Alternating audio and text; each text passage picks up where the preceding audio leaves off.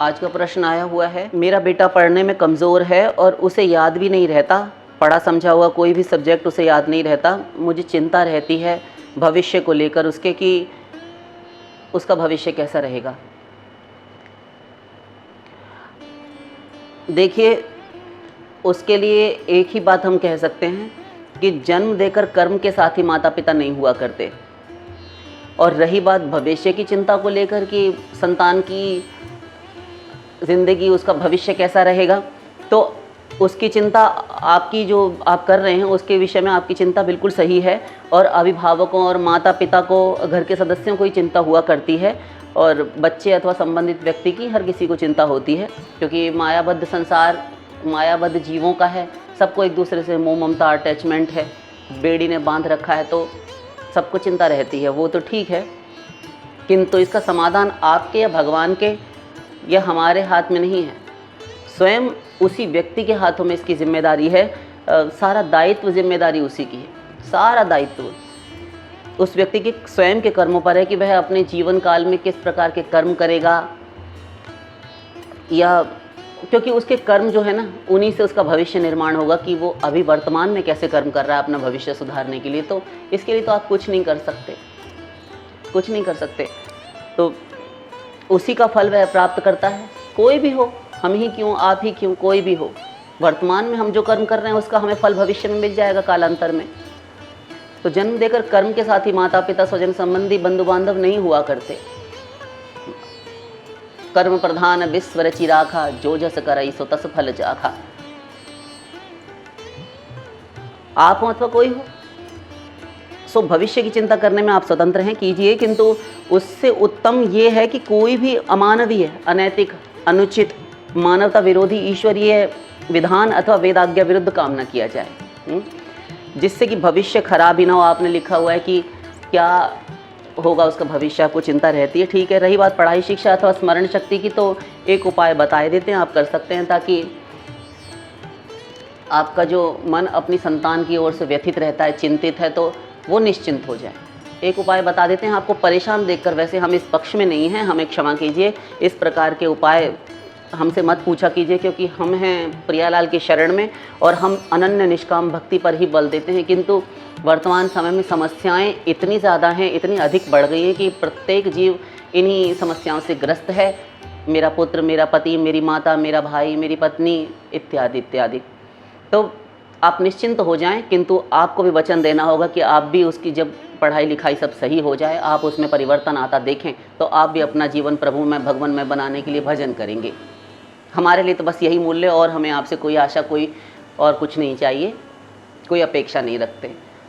आप भगवत भजन शांति से, मनोयोग से कर पाएँ, इसलिए दिए दे रहे हैं, ध्यानपूर्वक श्रवण करें। और हाँ, आप हों अथवा कोई भी सज्जन हों जो भी यहाँ बैठे हैं, कि उनकी भी अपनी अपनी चिंताएं संतान की ओर से हुआ करती हैं। यदि हों तो वे भी, कोई भी माताएं हैं, बहनें हैं, हमारे सभी जो परिचित हैं, अथवा जो हमें ना जानते हों, हमसे परिचित हों, ना परिचित हों, वे सभी जो चाहें, वे सभी श्रद्धापूर्वक विश्वास रखकर ये उपाय कर सकते हैं।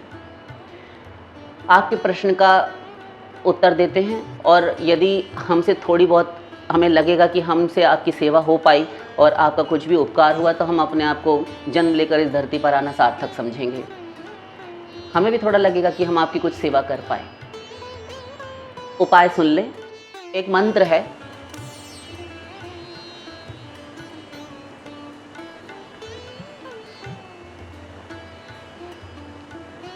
ओम गं गणपतये नमः। बहुश्रुत मंत्र है, बहुश्रुत। इसे सुनकर हमें पता है कि अब प्रश्न शुरू हो जाएंगे, आप लोगों की बुद्धि चलना शुरू हो जाएगी, प्रारंभ कर देंगे आप बुद्धि लगाना। ये तो हमने बहुत सुना है, किंतु इसकी शक्ति का आपको आभास नहीं। ओम गं गणपतये नमः। और गंग नहीं है, गंग नहीं है। जो लोग गंग बोलते हैं, अनुचित है, नहीं करना चाहिए। गम, म लगेगा। गं गणपतये नमः। बुद्धि सिद्धि के प्रदाता, बुद्धि विधाता श्री गणेश जी का ये मंत्र है। इसमें प्रयुक्त गम, यह गणेश बीज है, गणेश बीज।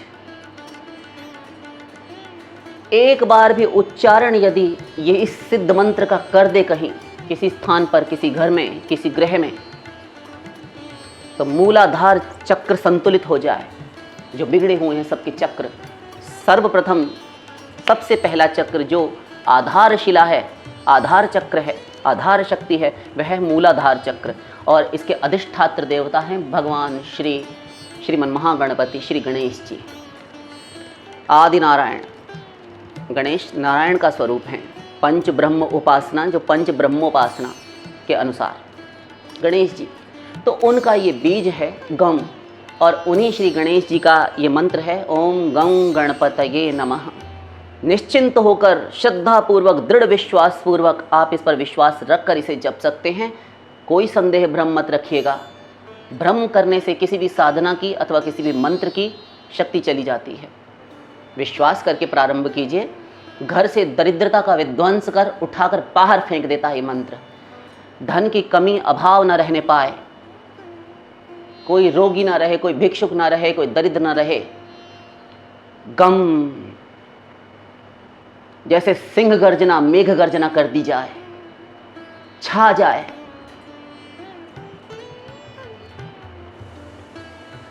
विधि सुनेंगे। विधि तो होती ही है, प्रत्येक विधान, प्रत्येक मंत्र का किसी न किसी साधना का विधान अवश्य होता है। किंतु प्रत्येक दिन की समस्या परेशानियां जो आप सहन कर रहे हैं, उसके लिए किंचन मात्र अपना यत्किंचित समय अपनी व्यस्त जीवन शैली, अपनी दिनचर्या में से निकाल कर कुछ दिन तो इसका जाप कर ही सकते हैं। सिद्ध मंत्र है, शीघ्र फलदायी है, कर सकते हैं। विधि श्रवण करेंगे। लंबी चौड़ी तो नहीं है, किंतु थोड़ी सी विधि अवश्य है। प्रातः काल हो अथवा सायंकाल, आप सब जो जिस समय को तय करें, फिक्स करें, वो तयशुदा वक्त आप रख लें कि हमें इतने समय पर इसे जाप करना है, हम इतना समय दे सकते हैं। वही एक समय, ध्यान दीजिए, वही समय आपका रहेगा। ये नहीं है कि आपने कोई माता ने, किसी बहन ने अथवा कोई भाई ने, किसी ने भी, आप सज्जनों में से किसी ने भी यदि उठाया है, तो आप अपना अपना समय ध्यान रखिए। यदि वो जप रहे हैं संध्या काल में, तो आप संध्या काल में जपें, ऐसा नहीं है। आपको जो समय हो, किंतु समय निश्चित रखें। अर्धरात्रि के बाद ना जपें, लेकिन ये अवश्य ध्यान रखें। अनुभूत मंत्र है, परीक्षित मंत्र है, जिन जिनको दिया उनका काम बना। इस मंत्र से आप क्या मानेंगे, जो कन्याएं घर में अविवाहिता बैठी थी, 35 से 38 वर्ष तक की महिलाओं के, लड़कियों के विवाह हुए हैं इस मंत्र से। आप विश्वास करके जप कर देखिए, क्या नहीं दे देता ये मंत्र। तो सायंकाल हो, पीले आसन पर स्नान आदि से शुद्ध होकर आसन पर जल छींट लें, कुछ जल छिड़काव कर लें, और एक ताम्र पात्र हो अथवा कांस्य पात्र हो, कोई पीतल का बर्तन हो, कोई भी लोटा, गड़वी, कोई कलश, छोटा सा 100-200 ml उसमें पानी आ जाए, तो उस पात्र में शुद्ध जल गणपति जी के सम्मुख, भगवान श्रीमन महागणपति श्री गणेश जी की कोई छोटी प्रतिमा, चित्रपट, मूर्ति, तस्वीर, कुछ भी आप रख सकते हैं, उनका छाया चित्र रख सकते हैं। रख कर संभव हो तो पीले पुष्प अर्पित करें, और धूप दीप यदि कर सकें तो अति उत्तम, ना कर सकें तो भी ठीक। प्रणाम तो कर ही लें। प्रथम दिन कम से कम पूजन अवश्य करें, और करने के उपरांत गणपति जी के सामने वह जल का कलश, छोटा सा लोटा रख दें, और धूप दीप कर सकें तो उत्तम है, नहीं तो प्रणाम मात्र कर लें, और शेष दिन प्रणाम कर सकते हैं। यदि पूजन सामग्री प्रतिदिन मिल जाए, ना मिले तो 2 पुष्प अवश्य अर्पित करें, ना हो तो वो भी ठीक।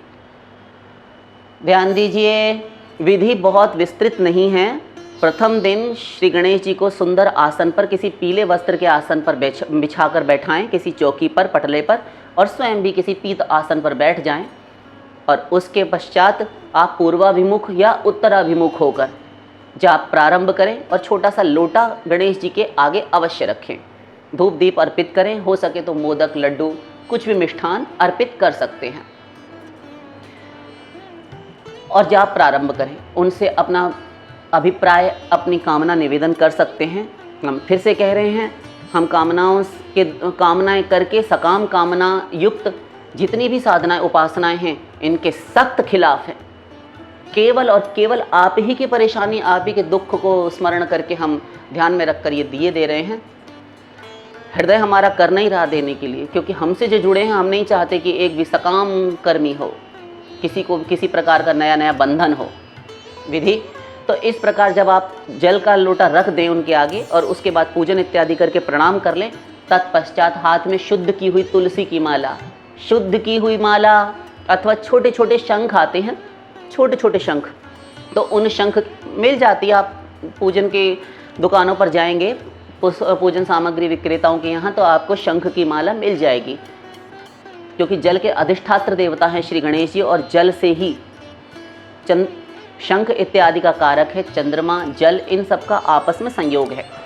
तो शंख की माला ना मिले तो तुलसी माला तो सबको मिल जाती है, शुद्ध माला लें, और ना मिले, दोनों ही ना मिले तो रुद्राक्ष की माला, तो रुद्राक्ष पर सभी प्रकार के जाप हो सकते हैं वैष्णव मंत्रों को छोड़कर।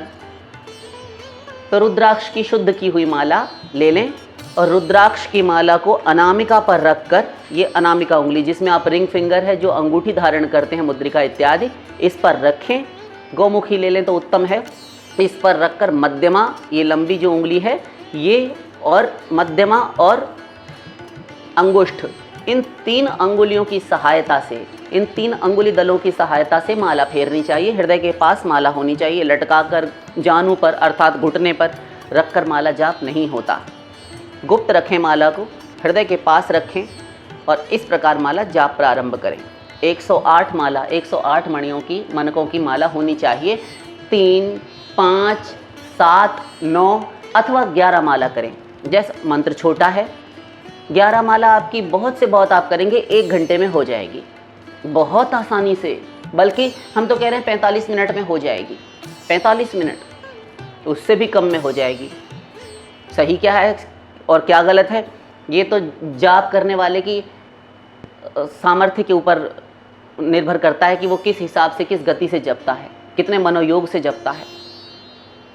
अमूमन हो जाता है 40-45 मिनट में 11 माला बहुत आसानी से। छोटा मंत्र है, बाल मंत्र है, तो कम से कम 3 मालाएं अवश्य करें, कम ना करें, क्योंकि आपको समस्या अधिक है। तो कम से कम 5 माला, 7 माला अथवा 9 या 11 मालाएं तो होनी ही चाहिए। गणेश जी की प्रतिमा चित्र को ध्यान करके करने से शीघ्र फलदायी है, बहुत त्वरित लाभ होता है, अतिशीघ्र लाभ होता है, श्रेष्ठ लाभ होता है।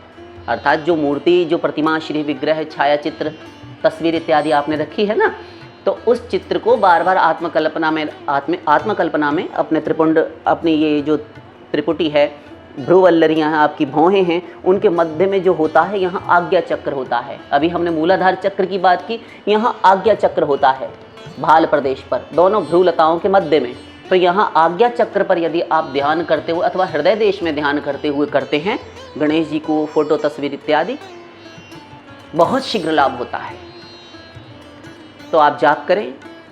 मंत्र बहुत छोटा सा है, 3 मालाएं बहुत श्रद्धा, विश्वास, प्रेम पूर्वक करेंगे तो 10 मिनट के अंदर हो जाएंगे हमारे जानते में। अभी ये गुप्त नवरात्रि, ये 19 तारीख से प्रारंभ हो रहे हैं गुप्त नवरात्रि। आप कल से प्रारंभ कर दीजिए, आज से, या अथवा 9 दिन चलेंगे, आप कोई भी दिन उठा दीजिए, सारी शुभ तिथियां हैं। अथवा आप तो त्योहार, पर्व ही पर्व हैं, अब तो पर्व ही पर्व हैं। कभी भी आप, जो बहन, जो माताएं बहनें, जो हमारी सखियां, जो हमारे ये सखा लोग, जो भी हमारे भाई लोग कर सकते हैं, ये करें। किन्हीं का भाई पढ़ने में मन नहीं लगाता, किन्हीं का पुत्र है, सब लोग जप सकते हैं। और न केवल विद्या, सभी चीज़, हमने अभी विवाह संबंधी, नौकरी संबंधी, कैसी ही कामना क्यों ना हो, सब पूर्ण कर देता है। तो किसी भी शुभ तिथि से प्रारंभ कर दें, और प्रथम दिन ही अपना संकल्प करके एक दिन निर्धारित कर लें कि मैं इतने इतने समय पर ही जाप करने बैठूंगा, क्योंकि देवी देवताओं में तो फिर नियम चलता है, और जब सकाम अनुष्ठान की बात हो तब तो नियम लेना ही पड़ेगा आपको। 21 दिन होते होते लाभ अनुभव में आने लगता है, लाभ अवश्य में वो होने लगता है। पढ़ा समझा विषय स्मरण रहता है। मंत्र यदि पुरस्चरण पूर्वक सिद्ध ही हो जाए तब फिर कहना क्या। अनेकों काम इच्छा करने से ही पूर्ण होने लगते हैं, इच्छा मात्र से। आपने यहाँ सोचा और आपका काम जैसे पहले से ही बनाकर रखा हुआ था। कार्यों में विघ्न आता रहता है, विघ्न विक्षेप, कुछ ना कुछ करने चले, कोई ना कोई अड़बंगा आ गया, कोई विघ्न आ गया, किसी ने टोक दिया, कुछ हो गया, लॉस हो गया। प्रथमग्रासे मक्षिका पाता, आप कोई काम करने चले, पहले ही विघ्न आ खड़ा हुआ, नुकसान हो गया, हानि हो गई। आपका मन बहुत दुखी हो गया। बिगड़ते हुए काम बनने लगते हैं, जो बनते हुए आज तक बिगड़ते चले आए थे बनने लगते हैं। ध्यान दीजिए तो सही होना शुरू हो जाते हैं। ब्रह्मचर्य, चोरी ना करना, झूठ ना बोलना, व्यर्थ गप्पेबाजी, शुद्धता बाहर और भीतर की, बाह्य और आंतरिक, स्वच्छता, तन और मन दोनों की लड़ाई झगड़ा, वाद विवाद, गाली बहस, कुसंगति, इन सब से बचें, ये ना करें। इसमें समय का, आत्मशक्ति का, सभी का ह्रास होता है, साधना का भी नाश होता है। ये सब ना करें। व्यर्थ की बातचीत, वो आ गई वो आ गया, गप सड़क के हाँक रहे हैं, दांत काढ़ काढ़ कर, फ्रीली मिक्स होकर बात कर रहे हैं, ये किसी भी साधना में नहीं होना चाहिए।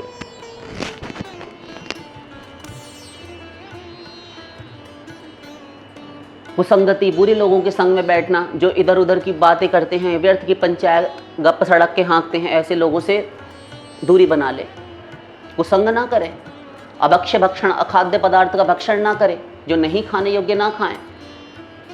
बस फिर तो बात ही क्या, यही कुछ और कुछ संयमित दिनचर्या रखें। ब्रह्मचर्य तो अवश्य रखें हर प्रकार से, 8 प्रकार का ब्रह्मचर्य, और भूमि शयन करते हुए यदि करेंगे तो शीघ्र लाभ हो जाएगा। बस फिर तो कहना क्या, बस यही कुछ गलतियां हैं, जहां प्रत्येक साधना में कुछ ना कुछ विघ्न आ ही जाता है। यही गलतियां हैं जो हमें पछाड़ देती हैं।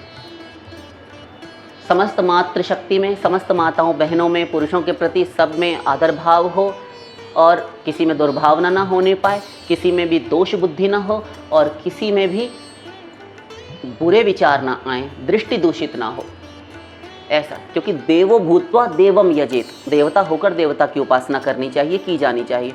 गणेश जी की पूजा कर रहे हैं, उनसे शिक्षा लेनी चाहिए कि उनका चरित्र कैसा है।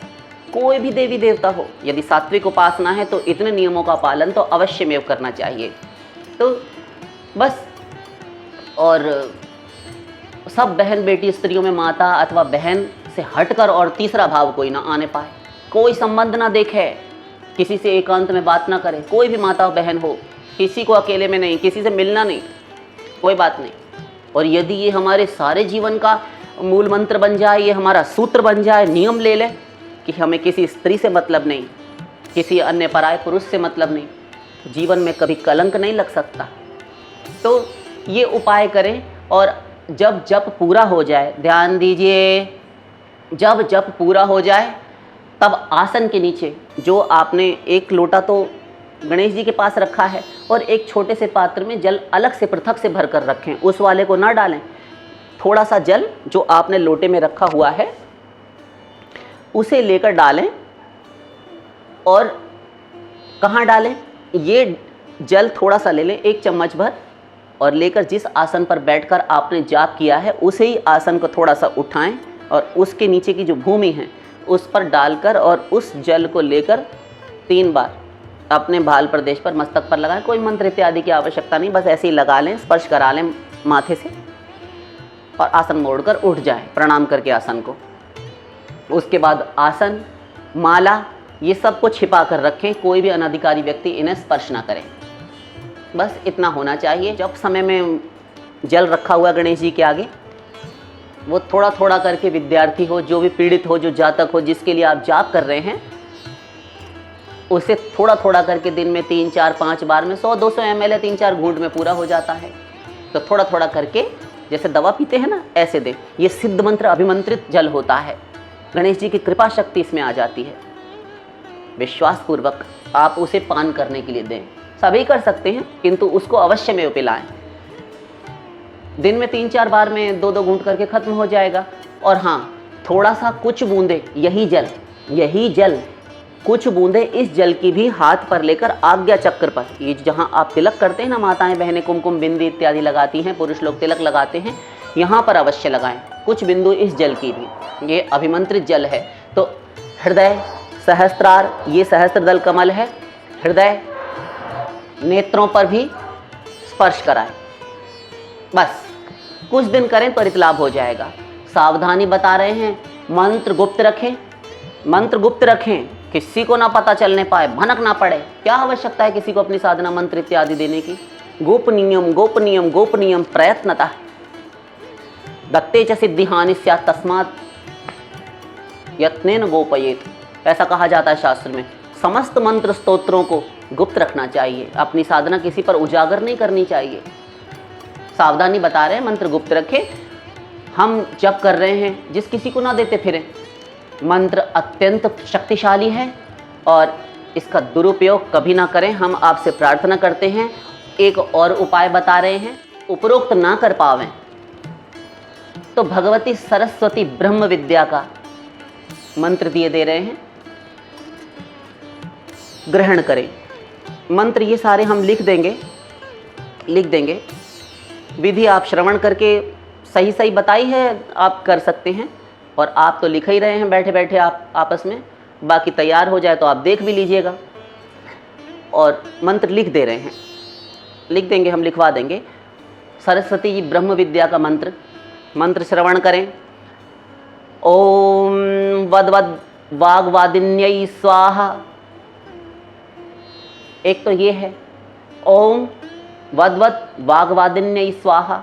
अथवा दूसरा मंत्र, ये तीसरा मंत्र दे रहे हैं, एक गणेश जी का और ये सरस्वती जी के 2 मंत्र, दूसरा श्रवण करें। अथवा ओम ह्रीं, इसमें भी ह्रीं ग नहीं लगाना है, ह्रीं वद्वद वाग्वादिन्यै स्वाहा।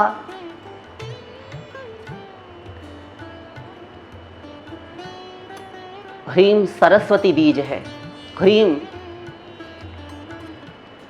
लक्ष्मी बीज है, ह्रीं हृलेखा बीज मंत्र, ह्रीं राधा का बीज मंत्र है। अमित शक्तिशाली। स्फटिकाक्ष की माला हो, स्फटिक की माला 2, 3, 4 प्रकार की आती हैं, शुद्ध माला मिले आप ले सकते हैं और मिल जाएगी।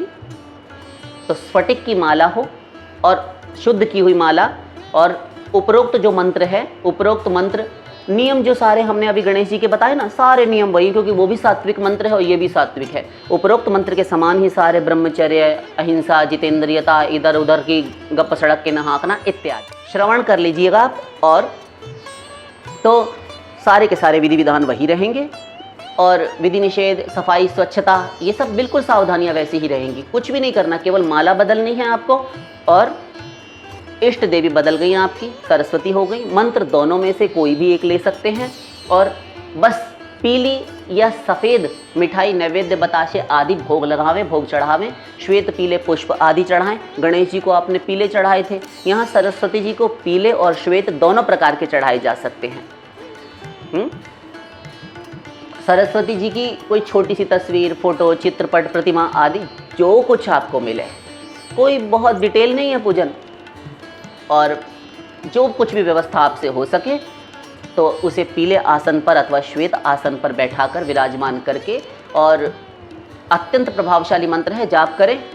इसके नियम पूर्वक दृढ़ जितेंद्रियता, संकल्प, विश्वास, भक्ति भाव से और ब्रह्मचर्य आदि और सात्विक आहार इत्यादि जो आप ग्रहण करते हैं, बिना लहसुन, बिना प्याज, बिना कोई मांस इत्यादि का तो चलन बिल्कुल भी नहीं, और प्याज लहसुन भी नहीं, भूल कर भी नहीं, और नियम संयम से रहते हुए इस मंत्र का आप पुरस्चरण संपन्न कर सकते हैं। यदि संपन्न कर लिया जाए पुरस्चरण करके, तो ललित कलाओं का स्वामी होता है, विद्यावान, गुणवान, मेधावान, जितेंद्रिय, शीलवान, विद्वान बना डालती हैं ब्रह्म विद्या भगवती सरस्वती, आद्या सरस्वती। आद्याम ब्रह्म विचार सार परमाम। तो वीणा पुस्तक धारिणी महासरस्वती भगवती ब्रह्म विद्या का ये मंत्र है, आप जप सकते हैं।